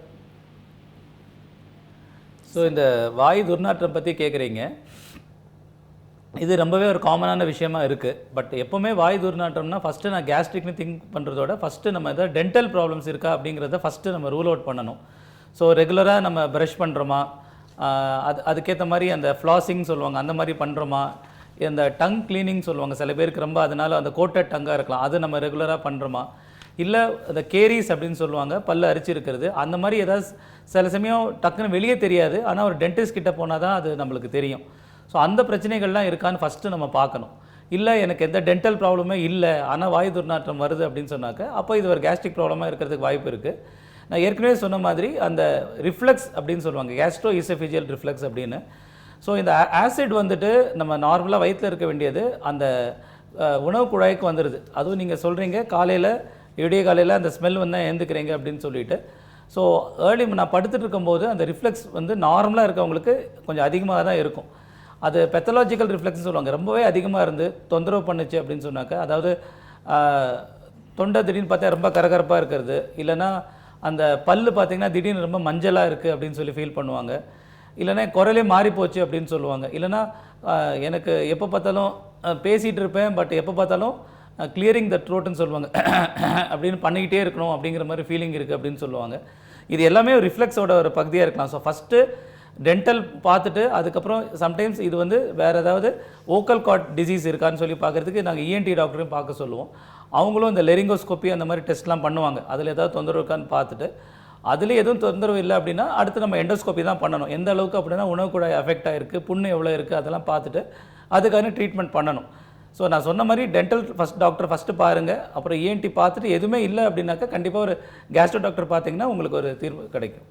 ஓகே சார், மிக சிறப்பாக சொன்னீங்க. அடுத்ததாக மதுரையிலேருந்து தேவி இணைஞ்சிருக்காங்க. வணக்கம் தேவி, என்ன சந்தேகம் அப்படின்றத மருத்துவர்கிட்ட கேளுங்க. ஹலோ, வணக்கம், சொல்லுங்கள். சார் எனக்கு வந்து அடிவயிறு வந்து வலிச்சுக்கிட்டே இருக்குங்க சார். எங்கே வலிக்குதுமா? அடிவயிறு வந்து வலிச்சுக்கிட்டே இருக்குங்க சார். Okay okay.